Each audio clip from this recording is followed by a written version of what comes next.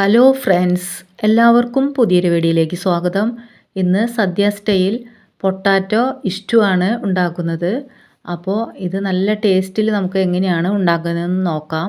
അപ്പോൾ ഇസ്റ്റു ഉണ്ടാക്കാനായിട്ട് ഇവിടെ 2 വലിയ ഉരുളൻകിഴങ്ങ് എടുത്തിട്ടുണ്ട്. ഈ ഉരുളൻകിഴങ്ങ് തൊലി കളഞ്ഞ് ഇവിടെ നുറുക്കി വെച്ചിട്ടുണ്ട്. ഈ ഒരു വലിപ്പത്തിലാണ് ഞാൻ നുറുക്കി എടുത്തിട്ടുള്ളത്. ഇത് കഴുകി വൃത്തിയാക്കിയിട്ട് ഒരു കുക്കറിലേക്ക് ഇട്ട് കൊടുക്കാം. അപ്പോൾ ലൈക്ക് ചെയ്യാണ്ട് കാണുന്നവരുണ്ടെങ്കിൽ ഒന്ന് ലൈക്ക് ചെയ്യണേ, സബ്സ്ക്രൈബ് ചെയ്യാണ്ട് കാണുന്നവരുണ്ടെങ്കിൽ ഒന്ന് സബ്സ്ക്രൈബ് ചെയ്യണേ. ഇതിലേക്ക് ചെറിയൊരു കഷ്ണം ഇഞ്ചി എടുത്തിട്ടുണ്ട്. ഈ ഇഞ്ചി ചെറുതായി നുറുക്കിയിട്ട് ഇതിലേക്ക് ചേർത്ത് കൊടുക്കാം.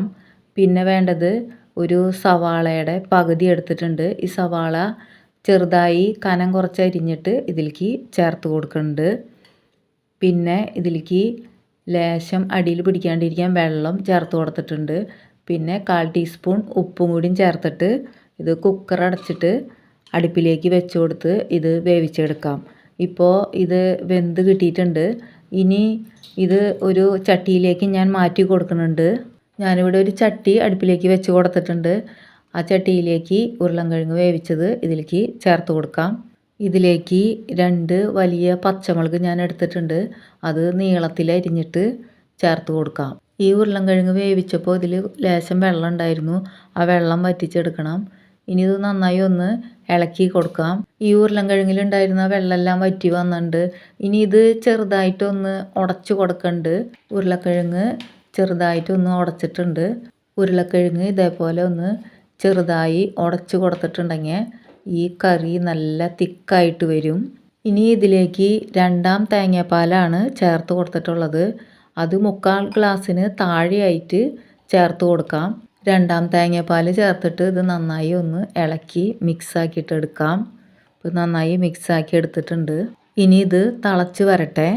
ഇനി ഇത് തിളച്ച് നന്നായി കുറുകി ഇതിലത്തെ 2ാം പാലൊക്കെ ഒന്ന് വറ്റി വരണ വരെ ഇതൊന്ന് തിളപ്പിച്ചെടുക്കാം. ഇപ്പോൾ ഇത് നന്നായി തിളച്ച് കുറുതായി വന്നിട്ടുണ്ട്. ഒന്നും കൂടി ഒന്ന് കുറുകി വരുമ്പോൾ നമുക്ക് ഇതിലേക്ക് നല്ല കട്ടിയുള്ള തേങ്ങാപ്പാൽ ചേർത്ത് കൊടുക്കാം. 1ാം തേങ്ങാപ്പാൽ ചേർത്ത് കൊടുക്കാം.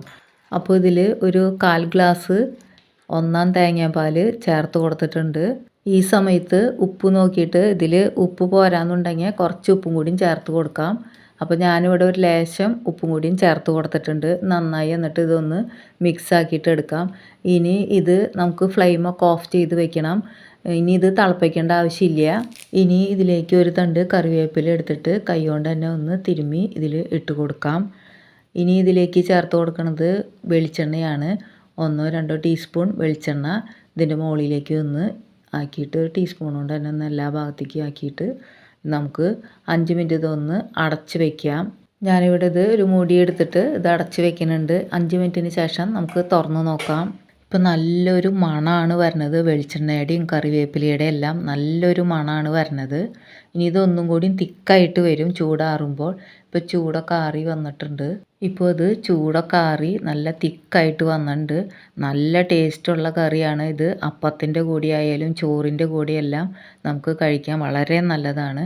അപ്പോൾ വീഡിയോ ഇഷ്ടമാവണമെങ്കിൽ ലൈക്ക് ചെയ്യാനും ഷെയർ ചെയ്യാനും സബ്സ്ക്രൈബ് ചെയ്യാനും മറക്കരുതേ.